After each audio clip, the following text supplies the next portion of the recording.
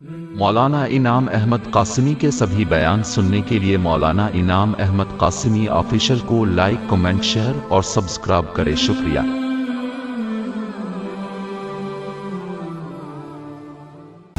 نحمده ونصلي على رسوله الكريم، أما بعد،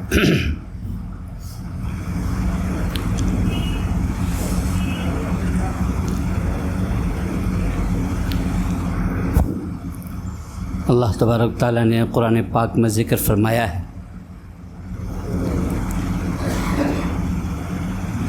کہ مکہ کے لوگ پیارے حبیب امام الانبیاء صلی اللہ علیہ وسلم سے جو بات کہتے تھے وہی پچھلی امتوں کو لوگوں نے بھی اپنے رسولوں سے کی۔ وقال الذین کفروا لرسلهم لنخرجنکم من ارضنا، کہ یا تو ہمارے معبودوں کی عبادت کرو یا ہمارے ملک سے نکل جاؤ،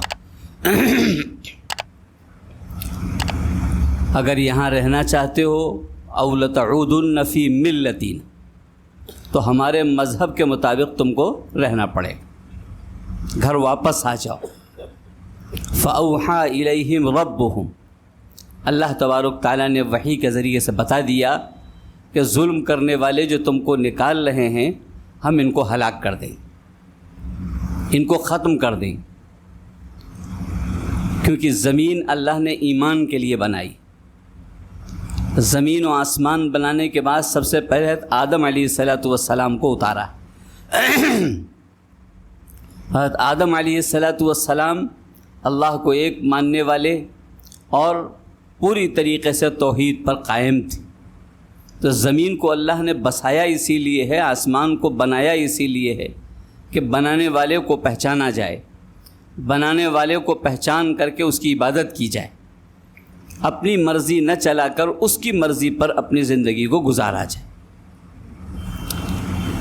لیکن مکہ مکرمہ میں اس اعلان کے بعد جو پیارے حبیب امام الانبیاء صلی اللہ علیہ وسلم سے لوگ محبت کرتے تھے، جو لوگ آپ کی پیدائش پر اتنا جشن مناتے تھے کہ اپنی باندیوں کو آزاد کر دیتے تھے، لیکن جب اللہ کے حبیب نے یہ فرمایا کہ ایک اللہ ہے تو انہی لوگوں نے آپ کو جان سے مارنے کی کوشش کی، آپ کو پوری طریقے سے ہلاک کرنے کی کوشش کی، کیونکہ وہ کہتے تھے کہ ہم جیسا کریں گے، ہم جیسا جشن منائیں ویسے ہی منانے دیا جائے، آپ کا طریقہ ہم کو نہیں چاہیے، آپ کے طریقے پر زندگی نہیں چاہیے، ہم آپ سے محبت کر رہے ہیں تو آپ اپنی ہماری بات کو مانتے رہیے، ایک خدا ہونے کا اعلان مت کریے۔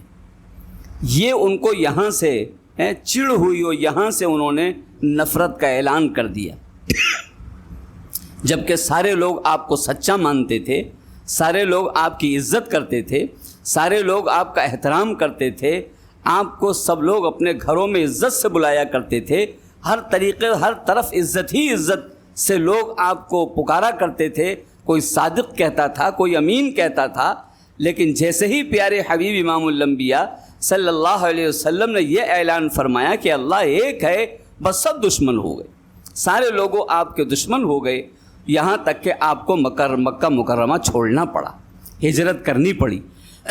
مسلمانوں کو 2 مرتبہ مکہ چھوڑنا پڑا، حبشہ جانا پڑا مکہ چھوڑ کر کے، اور حبشہ جب وہاں پہنچے تو یہ لوگ حبشہ تک بادشاہ تک پہنچ گئے اور جا کر بادشاہ سے کہا ہمارے یہاں سے کچھ لوگ بھاگ کر کے آ گئے ہیں، ان کو ہمارے حوالے کیا جائے، ان کو ہمارے حوالے کیا جائے۔ بادشاہ نے کہا کون لوگ ہیں؟ بلایا گیا، وہاں پر بات چیت کرائی گئی، تو حضرت جعفر رضی اللہ تعالی عنہ نے تقریر فرمائی حبشہ بادشاہ کے سامنے کہ ہم تو گمراہ لوگ تھے، ہم تو نہ جانے کیا کیا کرتے تھے، ہم نہ اپنے کو پہچانتے تھے نہ دوسروں کو پہچانتے تھے، جب سے پیارے حبیب امام الانبیاء صلی اللہ علیہ وسلم تشریف لائے ہیں ہم کو پتہ چلا ہے کہ ہم کون ہیں، انسانیت کیا چیز ہے، ہم نے اس پر عمل کرنا شروع کیا ہے، لوگ ہمارے دشمن ہو گئے۔ تو فوراً ان لوگوں نے کہا یہ حضرت عیسیٰ کو بیٹا نہیں مانتے ہیں اللہ کا۔ تو پھر حضرت جعفر رضی اللہ تعالیٰ نے قرآن پاک کی آیتیں پڑھ کر کے سنائیں، سورہ مریم کی آیتیں پڑھ کے سنائیں کہ ہم حضرت عیسیٰ کو کتنا مانتے، کتنا عزت کرتے ہیں عیسیٰ علیہ السلام۔ بادشاہ رونے لگا ان قرآن کی آیات کو سن کر کے، اور سننے کے بعد اس نے کہا کہ ہم ان کو تمہارے حوالے نہیں کریں گے۔ اسی لیے جب اس بادشاہ کا انتقال ہوا تو حبشہ بہت دور تھا، لکھا ہے کہ وہ ایمان لے آئے تھے، لیکن پیارے حبیب امام الانبیاء صلی اللہ علیہ وسلم کے سامنے سے غیب کے پردے ہٹا دیے گئے اور حبشہ بادشاہ کے اس جنازے کو سامنے کر دیا گیا۔ اللہ کے حبیب نے اس کی نماز جنازہ پڑھی ہے آپ نے۔ تو جب آزادی جب ملتی ہے جب قربانیاں دینی پڑتی، کبھی بھی آزادی جب ملی ہے جب قربانیاں دینی پڑی، بغیر قربانیوں کے آزادی نہیں ملا کرتی۔ اور ہم لوگ آزادی کا مطلب کیا سمجھتے ہیں کہ جھنڈا لگانا اور لڈو کھا لینا، یہ آزادی کا مطلب نہیں ہے۔ آزادی کا مطلب یہ ہے کہ ہم کو نماز پڑھنے کی آزادی ہے، ہم کو اذان دینے کی آزادی ہے، ہم کو ہر جگہ پر اللہ کی عبادت کرنے کی آزادی ہے، ہم کو پوری طریقے سے، اور ہم کو نہیں، ہر مذہب والے کو اپنے مذہب پر چلنے کی آزادی ہے۔ اس کا نام آزادی ہے۔ وہ چیز اگر ہمارے اندر باقی ہے تو ہم آزاد ہیں، اور اگر نہیں باقی ہے تو ہم آزاد نہیں ہیں۔ یہ چیز اصل میں ہے، اور اس کو پانے کے لیے بڑی قربانیاں دینی پڑتی ہیں۔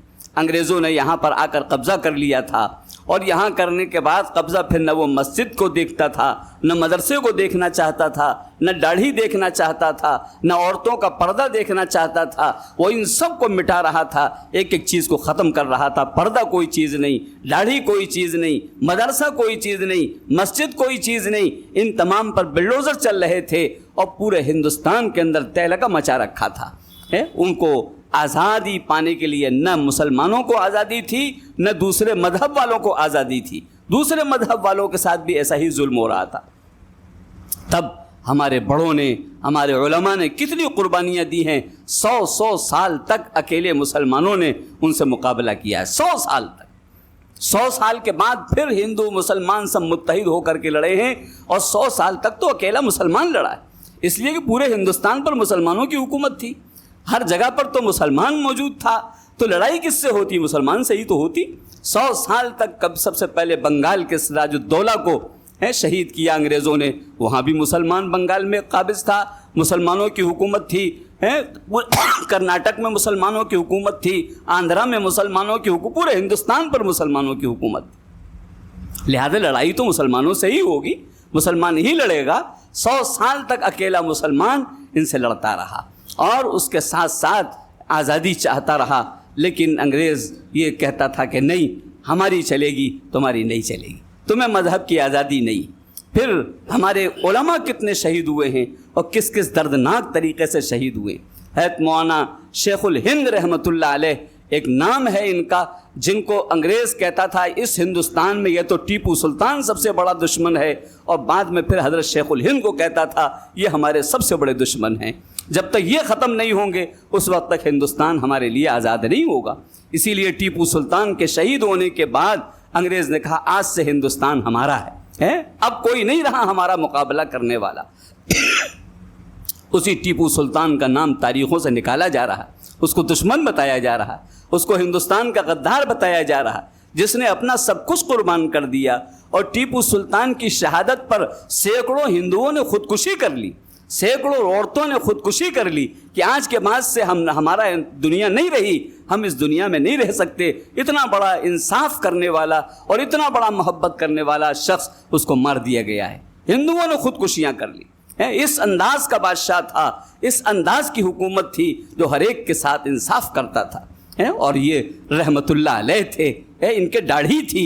آج بھی لندن کے میوزیم میں ان کا فوٹو لگا ہوا ہے اصلی، جس کے اندر ان کی داڑھی موجود ہے، لیکن انگریزوں نے داڑھی کٹی ہوئی فوٹو کو شائع کیا ہے تاکہ لوگوں کو پتہ چلے کہ تو آزاد شخص تھا، جیسے اور سب ہوتے ہیں ویسے یہ بھی تھا۔ نہیں، یہ بہت بڑا، ان کے یہاں کوئی عورت اگر فریاد لے کے آنا چاہتی تھی تو پردہ پڑا ہوا تھا، پردے کے پیچھے سے عورت بات کر سکتی تھی، سامنے نہیں آتی تھی۔ تمام ہندو عورتوں کو عزت بخشنے والے ٹیپو سلطان تھے، اسی لیے تو عورتوں نے خودکشی کر لی حضرت سلطان ٹیپو کے شہید ہونے کے بعد۔ اس انداز سے کیسی کیسی، اور ٹیپو سلطان کو بھی ایک قریبی میر صادق جو ان کا قریبی وزیر تھا، اس نے بغاوت کر کے آپ کو شہید کرایا تھا۔ سراج الدولہ بنگال کی حکومت بھی اپنا ہی آدمی ایک میر جعفر تھا جس نے غداری کر کے ان کو شہید کرایا تھا انگریزوں کے ساتھ۔ لیکن ہوا کیا، کہا تھا انگریزوں نے کہ تمہیں ہم حکومت دے دیں گے، انہیں ٹیپو سلطان کو شہید کروا دو، ان کو مروا دو۔ اس نے بغاوت کی اور جیسے ہی ٹیپو سلطان شہید ہوئے پیچھے سے میر صادق کے بھی گولی مار دی گئی۔ لے لو حکومت، تمہیں کیسی حکومت ملے گی؟ وہ غدار لوگ ہیں، تمہیں حکومت دیں گے، جھوٹ بولتے ہیں اور تمہیں اسی طریقے سے ایک مسلمان کو دوسرے مسلمان سے لڑا کر آپس میں ایک دوسرے پر قبضہ کرتے۔ حضرت شیخ الہند رحمۃ اللہ علیہ جب ان کا جنازہ نہلانے کے لیے کپڑے اتارے گئے تو دیکھا کہ پیٹھ پہ گوشت ہی نہیں ہے، ہڈی ہڈی ہے، اور وہ کسی کو پتہ نہیں تھا۔ حضرت مدنی رحمۃ اللہ علیہ سے پوچھا گیا یہ جنازہ کیسا ہے، اس پہ گوشت ہی نہیں ہے پیٹھ پر؟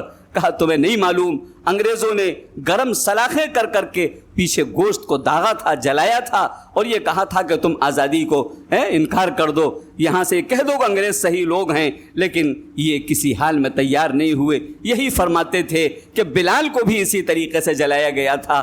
میں انہی کے نسل سے ہوں، میں انہی کے راستے پر ہوں، میں انکار نہیں کر سکتا ہوں۔ آگے آنے والی نسلوں کا اسلام کا مسئلہ ہے، اگر آج میں نے سمجھوتا کر لیا تو کل آنے والی نسل اسلام پر باقی نہیں رہے گی۔ اس لیے انہوں نے اپنی ساری پیٹھ جلوا دی اور ان سے داغ داغ کر کے ساری پیٹھ کا گوشت جلوا لیا، لیکن سمجھوتا نہیں کیا۔ ایسے ایسے علماء کرام جن کو پنجروں میں بند کیا گیا، نہ کھڑے ہو سکتے تھے، نہ بیٹھ سکتے تھے، پیچھے کانٹے تھے، دائیں بائیں کانٹے تھے، نہ ہل سکتے تھے، خون بہتا رہتا تھا، اور یہی کہتے تھے اب بھی اگر کہہ دو تو ہم تمہیں باہر نکال دیں گے۔ انہوں نے اسی میں جان دے دی، لیکن اس کے بعد انہوں نے سمجھوتا نہیں کیا کہ آنے والی نسل اسلام پر باقی نہیں رہے گی۔ کس انداز سے حضرت مولانا جعفر تھانسی رحمۃ اللہ علیہ، ان کے سامنے بیوی بچے لائے گئے، چھوٹے چھوٹے بچے تھے، بیوی تھی، 18 سال کی عمر تھی۔ آپ اندازہ لگائیں کتنی بڑی عمر کے علماء نے اس ہندوستان کو آزاد کرانے کے لیے قربانیاں دی ہیں، جن کا نام تک نہیں آتا ہے، جن کا نام تک ذکر نہیں کیا جاتا ہے۔ 18 سال کا جوان ہے، نئی شادی ہے، چھوٹا بچہ ہے، اس انداز سے چلے جاتے ہیں جیل میں، اور انگریز بیوی کو بلا کر کہتا ہے، بچے سے کہتا ہے کہ اپنے ابا کو منا لو کہ یہ ہمارے خلاف زبان نہ کھولیں، ہم ابھی آزاد کر دیں گے، ان کو ساتھ لے کے جاؤ۔ ہتھکڑیاں پڑی ہوئی حضرت مولانا جعفر تھانسی ہم تو تشریف لاتے ہیں، عدالت میں پیش کیے جاتے ہیں، اور انگریز بچوں کو اور بیوی کو سامنے کر دیتا ہے۔ یہ بیوی روتی ہے، بچے روتے ہیں، ابا گھر چلیے، یہ کہہ رہے ہیں چھوڑ دیں گے، آپ خاموش ہو جائیے۔ اور آپ تھوڑی دیر خاموش رہنے کے بعد ارشاد فرماتے ہیں، کہتے ہیں کہ اگر آج میں خاموش ہو گیا، کل آنے والی نسل کے پاس اسلام باقی نہیں رہے گا، آنے والی نسلیں اسلام سے محروم ہو جائیں، اس لیے آج میں خاموش نہیں رہ سکتا ہوں۔ میرے بچے، میرے پیارے، میرے جان کے ٹکڑے، گھر چلا جا، قیامت کے میدان میں ہم تم سے ملاقات کر لیں گے، قیامت کے میدان میں ملاقات کر لیں گے۔ اس انداز سے شہادتیں ہوئی، 40 لاشیں ایک ساتھ خنزیر کی کھال میں لپیٹ کے جلائی جاتی تھی علماء کی، اور اس انداز سے کہا جاتا تھا کہ آج بھی مان جاؤ تمہیں ہم آزاد کر دیں گے، لیکن کسی نے سمجھوتا نہیں کیا۔